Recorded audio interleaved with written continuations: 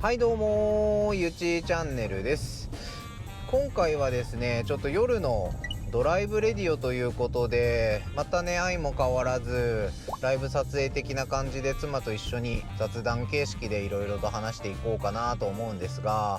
今回はですねちょっと次の車の、購入時期というかね、買い替えの時期についてちょっといろいろとね話していきたいと思いますし、なんだったらね皆さんの、購入する計画とかね、乗り換え計画とかなんかあればぜひねコメント欄で皆さんとまた共有したいなと思うので、ぜひぜひね我が家ではこういう感じで次の乗り換えプラン組んでますよとかですね、3年の残クレとか5年の残クレなのでとかですね、そういった情報もぜひよければコメント欄にご記入いただければなと思います。ご協力お願いします。ということでちーさん、はい、次のね車の購入時期、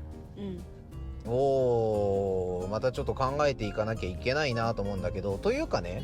こないだキントのアップグレードプログラム、あれなんだったっけ、明かりのやつ。そうアンビエントライトのね、今年の年次改良の車からアンビエントライトの光量が3倍になったっていうのと、リアのねリアドアのアウタードアハンドルイルミも照明追加になったっていうので、もうねすごくねいいなと思って飛びついたんよ。その時ね、そう10万ちょっとで、そう高いんだ。なんでな。でまだ今んとこねそのレクサスのアップグレードプログラムが施工できるお店、この辺りは名古屋地区だからどこになるんだろう、千種とかになるのかな、ちょっと分かんないんだけど、でそこのお店からねまだ連絡が来ないんだけどね、どうしましょう。それもやらないかんし、でも私的には3年以内に3年以内かな、3年か5年かみたいな、って思ってるんですよ。はい。どう思いますか？私に聞いちゃうの？私に聞いちゃうね私以外誰に聞こう私にしか聞けないでな。どう思います？ 3 年か5年か乗り換えはしてほしくないと。そりゃあね、せっかく買ったからね。ね、私は買ったら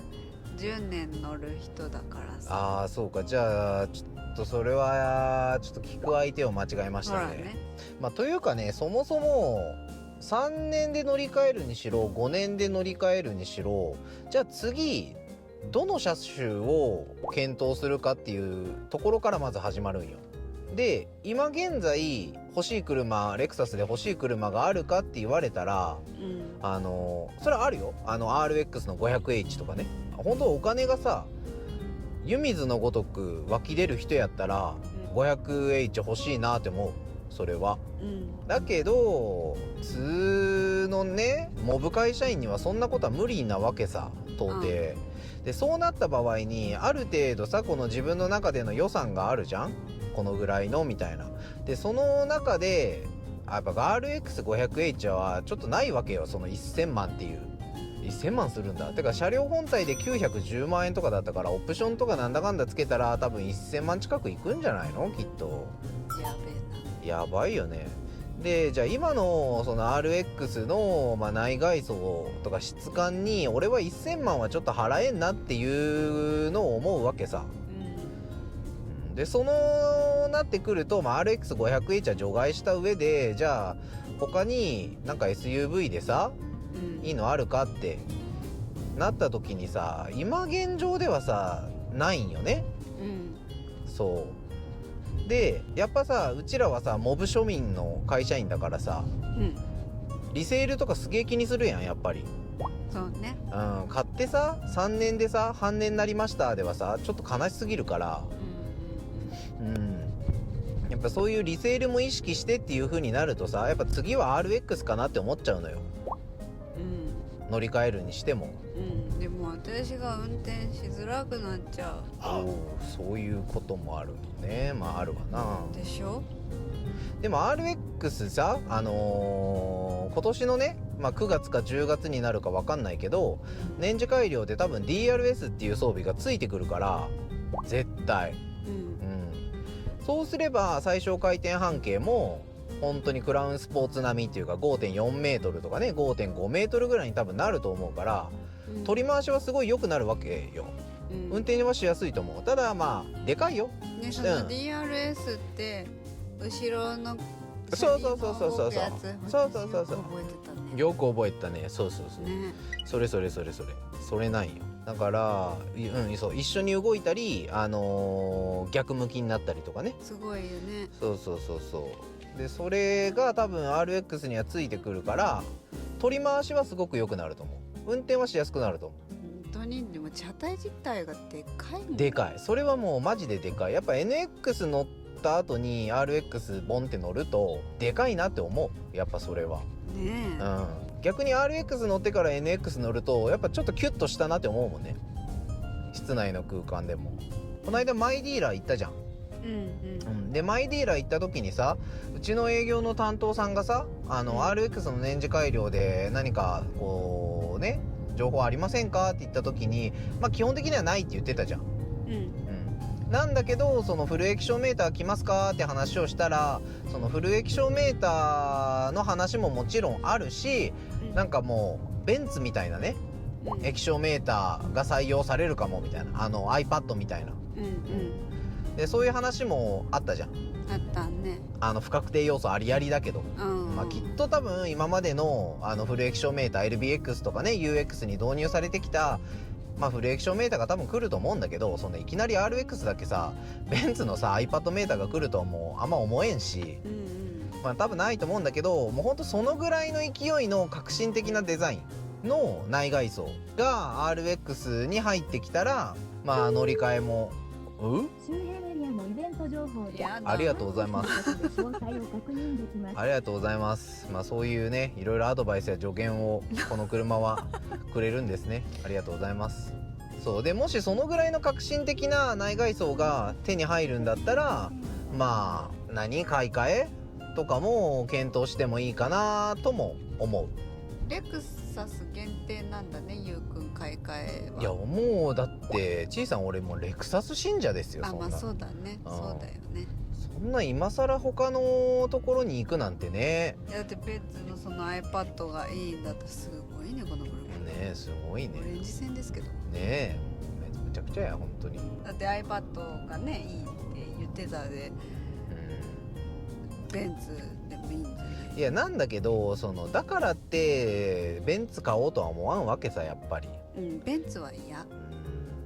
ベンツもいい車だと思うよ、価格なりに。ただちゃんとこう車種をしっかり吟味して選ばないと多分リセールやばいと思う。落ちるんだ。落ちると思う。ほんとセダンとかやばいと思う。S クラスとかね。新車で2000万3000万しとる車がもう5年経ったら半値以下とか当たり前にグーとかカーセンサーにゴロゴロしとるもんね。だからね、そこには行こうとは思わんな、やっぱ。なんでそんなに半値になっちゃう？わかんない。やっぱ輸入車だし、それなりにやっぱ壊れたりした時の部品代が高いとかっていうのがあるんじゃない？維持費も高いだろうしね。だから中古で買うにはすごいお値打ちだと思うよ、逆にベンツって。そう、新車で買うのはやめた方がいいのかなとは思うんだけど、中古で買うんだったらお値打ちよ。その代わり壊れるの前提で維持しなあかんっていうのはあると思うけどね。2年とか3年乗るにしてもその間の維持費だったり部品代とかなんかね、警告灯出ました、また警告灯出ました、また出ましたみたいなそういう風になることは多分あると思うよ、いくら。でも確かにレクサスってさ不具合あんまないよね。ないって聞くね。やっぱり国産車ってそこがすごいよね。だから多分海外の人にも人気なんだろうね。トヨタ車も壊れないから長く乗れるっていうのが多分あるから、下手な車買うよりかは、レクサストヨタ買っときゃ間違いねえみたいな、そういうところはあると思うよ。で日本でね乗ってる限りさ、壊れましたってなってもさすぐ部品なんて調達できるじゃん。というかレクサスなんて新車保証が5年ついてるから、基本的に新車で買えばさその後のメンテナンス維持費なんてさ車検通すぐらいのお金で済むわけだからね。やっぱその辺は国産車と輸入車の違いというか、ただ中古で買う分には全然いいと思う、それは。で乗り換えするんだったらやっぱりリセール考えて RX に乗りたいんだけど、今現状の RX では乗り換えはちょっとする気にはならんかなって。でその理由が NX と内外装でそこまで大差がないっていうのがやっぱ大きいのと、ハイブリッドモデルに F スポーツがないと、そこがやっぱ一番大きい。かといってトップグレードの 500H2.4 リッターターボデュアルブーストハイブリッドか、そこに1000万は払えんというところよ。まあだからあとはタイミングになってくるんだけど、でで万が一もし乗り換えするっていう風になった時ね、3年以内か5年以内か分かんないけど、次は今回ねこの NX350H バージョン L 買った時は一括で買ったでしょ、なんだけど、もし次ね RX 乗り換えますっていう風になった時はローンにしようかなと思ってる。でそれなんでかっていうと、この車が下取りでいくらでね取ってくれるのかは分かんないけど、次の車の資金購入予算があるじゃん、購入予算あります。でこの車下取りで出します。で足りない分があるよね。でその足りない部分の多少なりともこう頭金でポンと入れて、で残りを3年なり5年なりでローンを組むんだけど、ローンも残クレじゃなくて銀行ローンにしようかなと思ってる。で銀行ローンとかだとマイカーローンとかで多分 1.9% ぐらいで借りれるし、地元のねよく取引する銀行さんでマイカーローンがそれ以上だったとしても、今はねクラウドローンって言っていろんなところの銀行さんから一番最安の金利でこのぐらいの金額まで借りれますよっていうのをネットでできるのもあるから、そういうのを見てみて3年か5年でローン組もうかなっていう、でそれをなんでローン組もうかなって思ったかっていうと、やっぱ手元の資金を取っておきたいっていう、この先何があるかわからんし、で実質運用してるお金もあるじゃん、でそこをやっぱり取り崩してしまうよりかは、そこで得た含み益の方が多分銀行の 1.9% 年利 1.9% よりも高い利率で運用できてるからね、だったらそこは前借りする手数料だと割り切って 1.9% の手数料を払ったとしても、手元の資金で運用してる 4,5% で運用できてるんだったらそっちの年利取った方がいいでしょっていう、でなおかつ手元の資金は温存しておける、流動性が確保できるっていう、そのメリットをやっぱ取りたいかなっていうのがあるんだよね。だからこの辺りはさ、本当人によって購入プランっていうのはまちまちだし様々だと思う。本当にその人のさ資金ぶりとかさ、キャッシュいくら持ってるかとか、資産運用どのくらいしてるのか、あとは毎月の収入がどのくらいあるのかとかね、それ以外にこう支払いが支出がどのくらいあるのかとかさ、その人の経済状況によってまちまちだから、これ正解は絶対ないと思うんだけど、だけどもしね次乗り換えるとしたら、私はそういう方法で乗り換えようかなとは思ってる。それに関してどう？いいと思うよ。いいかな。何はともあれさ、とりあえず欲しい車が、自分がこれ購入したいっていうそういう車が出てくるまでは乗り換えはしない。それは間違いないんだけど、ただどこで出てくるかなんよね。で毎年毎年レクサスってさ年次改良ってやってくじゃん、やってってもちろんどんどん良くなってくんよ。技術も予防安全技術もそうだし、こういうフル液晶メーターとかね、ナビが変わったりだとか E ラッチが入ったりとかさ、で NX に至ってはアンビエントライトがね良くなったり、置くだけ充電の性能が上がったり、で F スポーツでもヘーゼルが選べるようになったりとかさ、こうどんどん良くはなってくんだけど、じゃあ今のそのアンビエントライトとか F スポにヘーゼルが出たから乗り換えようかなとも思わんわけさ、そこまでもっとしっかりこうアップグレードしてからじゃないと、